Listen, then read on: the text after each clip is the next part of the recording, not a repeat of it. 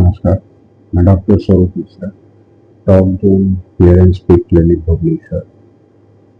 आज मैं आपसे बात करने वाला हूँ ऑटिज्म के बारे में कुछ कई चीज़ें, जैसे कि ऑटिज्म क्यों होता है, ऑटिज्म के होने की वजह से बच्चों में किस किस तरीके के तकलीफ हो सकते हैं, ऑटिस्टिक बच्चों के माता पिता को किन किन तरह के प्रॉब्लम से फेस गुजरना पड़ता है, और एक ऑटिज्म बच्चे के पेरेंट होने की वजह से आपका क्या क्या करना बनता है अपने ऑटिस्टिक बच्चों के लिए।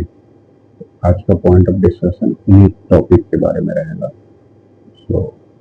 नमस्कार, शुरू करते हैं। ऑटिज्म एक न्यूरो बिहेवियरल डिसऑर्डर है, जिसका मतलब है कि ऑटिज्म होने के कई कारण हो सकते हैं। उनमें से जो दो प्राइम रीजन होते हैं वो है न्यूरोनल डेफिसिट्स और एक होता है बिहेवियरल डेफिसिट।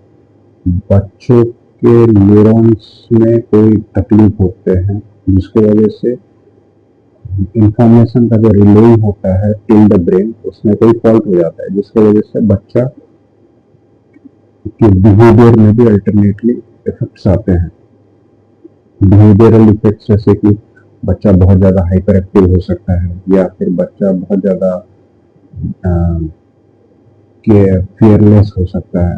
आई मीन उसको कोई चीज़ों से डर नहीं लगेगा। और जैसे बच्चा उसका सुनने का एबिलिटी ठीक होने के बावजूद भी वैसे प्रिटेंड करेगा कि जैसे उसको कोई बात सुनाई नहीं दे रहा है। और बच्चे को सर्कुलर चीज़ों का बहुत ज़्यादा पसंद रह रहा होगा, जैसे कि फैन को घूमते हुए देखना, या बॉल को हर वक्त घूमते देखना, या गोल चीज़ों से जैसे कि बॉल हुआ, जो सारे चीज़ें जिनका स्ट्रक्चर गोल होता है उन चीज़ों से ज़्यादा लगाव होना, हाइपर एक्टिविटी होना, छोटी छोटी चीज़ों से गुस्सा हो जाना, या छोटे छोटे जिद रखना। कभी कभी जिद रखना बहुत ज़्यादा भी हो सकता है। और एक जो मेन रीज़न है दैट इज मदर इज, जो कि अक्सर माँ बाप जानते नहीं है लेकिन कर गुजरते हैं, जैसे कि अपने बच्चे को ज़्यादा लाड़ प्यार करना, और इसी लाड़ प्यार के एक्सेसिव हो जाने की वजह से ऑटिज्म का भी होने का चांसेस बढ़ जाता है। ऑटिज्म ये ऑफन मिसडायग्नोस हो जाता है एसएलआई के साथ में भी, जिसको स्पोकन लैंग्वेज इम्पेयरमेंट भी कहते हैं। स्पोकन लैंग्वेज इम्पेयरमेंट मतलब है कि मेरे कुछ खामियों की वजह से या कुछ चीज़ों की वजह से मेरे बोलने का क्षमता कभी इमर्ज ही नहीं हो पाया, या अगर भी हुआ तो मेरे वोकैबुलरी में बहुत लिमिटेड अमाउंट ऑफ वर्ड्स रहते हैं। फॉर एग्जांपल 40 से 50 वर्ड्स, बस यही मेरा लिमिटेड सिलेबलिक मेमोरी है। इससे ज़्यादा मेरा मेमोरी और मेरा वोकैबुलरी कभी बढ़ नहीं पाएगा। सो ये है स्पोकन लैंग्वेज इम्पेयरमेंट।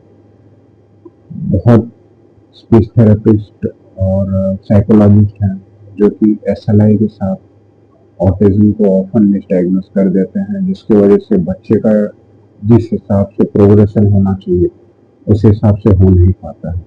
बिकॉज बच्चा अगर एसएलआई होगा और उसको अगर हम ऑटिज्म का ट्रीटमेंट देंगे देन उसमें कभी भी वो पूर्ति हो नहीं पाएगा। और अगर बच्चा ऑटिज्म एसएलआई है और उसको हम ऑटिज्म का थेरेपी दे रहे हैं तो उसमें बिहेवियरल चेंजेस भी आ सकते हैं, क्योंकि ऑटिज्म में जनरली हम बिहेवियर से रिलेटेड ट्रीटमेंट प्रोवाइड करते हैं जो कि बच्चे को बिहेवियर रिलेटेड करेक्शंस कर सके rather than speaking. Speaking is the secondary part in autism. The first is behavior. जैसे कि हाइपर टेंट्रम्स होते हैं, बच्चा बहुत ज़्यादा जिद करता है, या बच्चा बहुत ज़्यादा गुस्सा होता है, अपने आप को सेल्फ हार्म करते रहता है, किसी की बातें नहीं सुनना। ऑल्दो बच्चा आपके ऑडिटरी एनवायरनमेंट में होगा, आपके अगल बगल में ही होगा, और उसके हियरिंग एबिलिटीज नॉर्मल होने के बावजूद भी बच्चा सुन नहीं रहा होगा। इन बिहेवियर को हटाने के लिए जो हम ट्रीटमेंट प्रोवाइड करते हैं वो ऑटिज्म के लिए होता है, लेकिन इसी सेम ट्रीटमेंट अगर हम SLI के लिए करेंगे तो मे भी बच्चे का बिहेवियर में चेंजेस हो सकता है। सो एक ऑटिज्म वाले माँ बाप को एक चीज ध्यान रखना है, वो है कि अपने बच्चों को ज्यादा लाड़ प्यार ना करें। एक minimal amount of mother is एक बच्चे के डेवलपिंग ब्रेन के लिए बहुत अच्छा होता है, लेकिन जब ये अफेक्शन हाइपर हो जाता है या एक्सेसिव हो जाता है तो बच्चा यूज टू हो जाता है ये अफेक्शन हर वक्त अपने पेरेंट्स से घूमने के लिए, न कि अपने पेरेंट्स बल्कि उसके आसपास मौजूद सारे लोगों से वो यही प्यार एक्सपेक्ट करता है। जबकि ये हर वक्त पॉसिबल नहीं है, क्योंकि अपने एनवायरमेंट में बहुत तरीके के लोग होते हैं, फैमिलियर एंड अनफैमिलियर।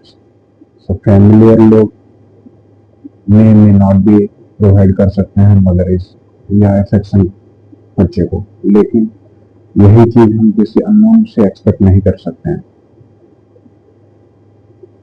और ऑटिज्म के कई और दिक्कतें होते हैं, जैसे कि बच्चा कभी भी अपने पीयर ग्रुप के साथ में मिक्स नहीं हो पाएगा। पीयर ग्रुप जैसे कि बच्चा अपने हम उम्र के बच्चों के साथ में कभी मिक्स नहीं हो पाएगा, या अगर भी मिक्स हो रहा है तो उसका मिक्सिंग का नेचर काफी अलग रह रहा होगा।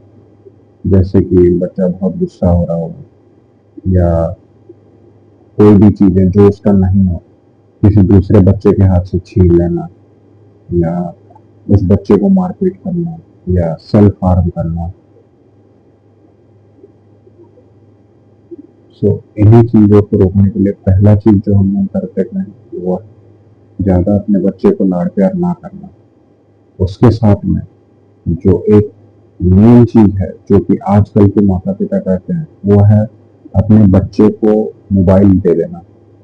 ये सबसे ज्यादा हानिकारक होता है एक बच्चे के ब्रेन को, जो कि स्टिल इन डेवलपिंग फेज में रहता है, क्योंकि बच्चे का ब्रेन अभी डेवलप होते रहता है। उसको जितना अमाउंट ऑफ हम लोग रीइंफोर्समेंट दे सके हो गया, या उसको एक्सपोजर दे सके, ये चीज उसके डेवलपिंग ब्रेन के लिए उतना बेनिफिशियल होता है रेदर देन बच्चे के हाथ में सिर्फ मोबाइल पकड़ा देना। अगर नॉर्मल बच्चे के हाथ में भी अगर हम लोग मोबाइल दे देंगे तो बच्चा लाइट जो लाइट आ रहा है फोन से उससे ज्यादा प्रभावित होकर के वो और ज्यादा उसको यूज करने की कोशिश करता है, या वो हैबिट बना लेता है उसको, जो कि बाद में जाकर के उसको हैबिट को चेंज करना बहुत मुश्किल हो जाता है। सेम एज अगर बच्चे को पहले से ऑटिज्म के सिम्टम्स हैं, जिसको हम ऑटिज्म स्पेक्ट्रम भी कहते हैं, अगर इन तरह का कोई दिक्कत अगर बच्चे में प्री एग्जिस्टिंग स्टेज में है और उसके बावजूद भी अगर हम बच्चे को फोन दे रहे हैं तो ये बच्चे के ब्रेन को काफी ज्यादा इफेक्ट कर सकता है। इसको हम टेक्निकली स्क्रीन टाइम भी बोलते हैं। सो स्क्रीन टाइम एक बच्चे के ब्रेन के लिए बहुत ही खराब होता है। जैसे कि बच्चा पहला तो है बच्चा विजुअली अफेक्शनेट, विजुअली ज्यादा अटैच हो जाएगा, और विजुअल अटैचमेंट की वजह से धीरे धीरे बच्चा फिजिकली भी फोन से अटैच रहना पसंद करेगा धीरे धीरे। और जैसे जैसे उसका और फोन का ड्यूरेशन बढ़ते जाएगा वैसे वैसे उन दोनों अटैचमेंट बढ़ते जाएगा, वैसे वैसे बच्चे के बिहेवियर में बहुत ज्यादा एब्रप्ट चेंज होने लगेंगे। जैसे कि बच्चे को अगर हम सडनली विड्रॉ कर लेंगे फ्रॉम द टेलीफोन, देन बच्चा बहुत ज्यादा हाइपर एक्टिव हो सकता है। हाइपर एक्टिव होने की वजह से बच्चा बहुत ज्यादा रोने लग सकता है, या आपके सामने में ऐसे प्रिटेंड करेगा जैसे कि उसको बिना फोन के वो रह नहीं पाएगा।